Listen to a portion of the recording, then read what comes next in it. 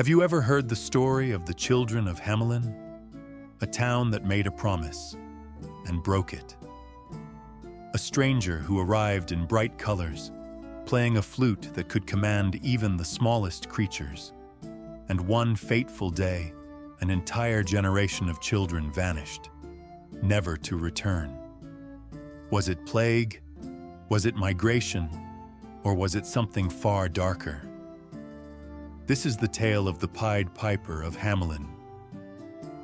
In the late 13th century, nestled along the Weser River in what is now northern Germany, lay the prosperous town of Hamelin.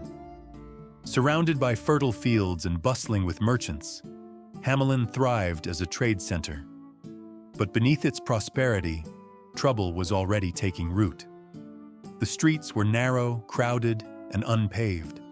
Food scraps piled high in corners, sewage trickled through gutters, and grain stores bulged with harvest. And with such conditions came the scourge of the age: rats. Rats swarmed the town. They gnawed through barrels of flour, contaminated food, carried fleas, and spread fear. The people tried cats, traps, even poison, but nothing worked. The infestation grew so severe that the very survival of the town was at stake. Then, one morning, a stranger arrived. He was unlike anyone the townsfolk had ever seen. His clothes were strange, a patchwork of vivid colors, green, yellow, and red, stitched together like a living rainbow. Across his back he carried a slender flute, carved from polished wood that gleamed in the sun. The townspeople whispered, "Who was he? A traveling bard? A magician? A jester?" The man spoke with calm confidence. He introduced himself as one who could rid the town of its vermin problem, not with traps nor with poison, but with the power of music. The mayor and town council, desperate for relief, gathered in the marketplace. The stranger told them his price: 1,000 gold guilders. A fortune, yes, but far less than the cost of famine, plague, and ruin. The mayor agreed. The contract was set. The piper would play his music, the rats would follow, and Hamelin would be free. The piper lifted his flute. At first, only a few notes drifted through the air, strange, winding, unlike any melody the people had ever heard. Then the tune grew, winding and pulsing, as if the very cobblestones vibrated with life. From cellars and kitchens, from barns and riverbanks, the rats began to emerge. Their eyes glowed, their whiskers twitched, and in a great tide, they poured into the streets. Thousands upon thousands. The people gasped as the piper walked calmly through the town, his music flowing like water. The rats trailed behind him in a writhing, endless swarm. Step by step, he led them out the eastern gate, down the slope to the Weser River. Still playing, he waded to the edge. The rats, enchanted, plunged into the rushing waters. One after another, they drowned, until the river itself seemed to boil with their bodies. And then, silence. Hamelin was free. The townsfolk cheered. Church bells rang. The nightmare was over. The piper returned to the council chamber, expecting his reward. But the mayor's face had changed. The council murmured among themselves, 1,000 guilders. Too much for such a simple trick. Perhaps he is no magician at all, just a charlatan. What harm in paying him less? The rats are gone. Finally, the mayor declared, "For your trouble, we will pay you 50 guilders, no more." The piper's eyes darkened. "I fulfilled my bargain. Will you break yours?" The mayor sneered. "You should be grateful for even that much." A hush fell. The piper said nothing more. He turned, tucked his flute beneath his cloak, and walked from the hall. His bright clothes vanished into the streets. The townsfolk laughed and returned to their celebrations, not noticing the shadow that had fallen over Hamelin. Weeks later, the town gathered for a festival.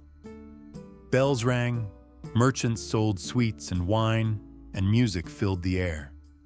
Parents chatted in the marketplace, their children laughing nearby. And then, a sound, a flute. The people froze. The melody was haunting, sweet, and irresistible. But this time it was not rats who stirred. It was the children. One by one they turned, smiling, entranced. The lame boy hobbled after the tune. The blind girl grasped her brother's hand. The deaf child watched the others and followed. Soon, hundreds of children, boys and girls alike, marched together through the streets, their eyes shining with joy. The parents shouted, screamed, ran after them, but the children did not hear. The piper walked calmly ahead, leading them through the eastern gate along the same road he had taken the rats. But this time, he did not stop at the river. He led them to the foot of the Koppelberg hill.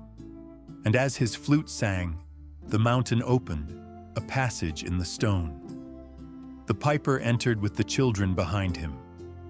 The doors of the mountain closed, and the children of Hamelin were gone. Only 3 were left behind: the lame, the blind, and the deaf. Too slow, too weak, unable to follow, and they told the town what they had seen. The people of Hamelin wept. They searched the fields, the rivers, the mountains, but no trace of their children remained. The town was silent, its streets empty, its songs turned to mourning. The tale spread across Europe. Chroniclers recorded it in stained glass, in manuscripts, in church records. The date, June 26, 1284, was written down as the day Hamelin lost its children. But what truly happened? Historians have debated for centuries. Some believe it was a plague, and the piper was death itself, leading children to the grave. Others say it was a mass migration, that young people were recruited to settle new lands in Eastern Europe. Some whisper of a failed children's crusade, when thousands marched to the Holy Land and never returned. And yet others insist. A stranger with a flute really did come, and the children really did vanish into the mountain. Whatever the truth, the story of the Pied Piper endures. It is a tale of broken promises, of greed and betrayal, and of consequences beyond imagination. The piper is remembered not only as a magician, but as a warning. When a bargain is struck, it must be honored. For the price of dishonesty may be far greater than gold. Even now in Hamelin, a plaque stands, remembering the day the children disappeared. And the sound of a flute still drifts through folklore, a reminder of the song that led an entire generation away. So the next time you hear a melody in the distance, ask yourself, would you follow? If you enjoyed this story, don't forget to like this video and share it with others who love timeless tales. And subscribe for more stories from around the world, new ones every week.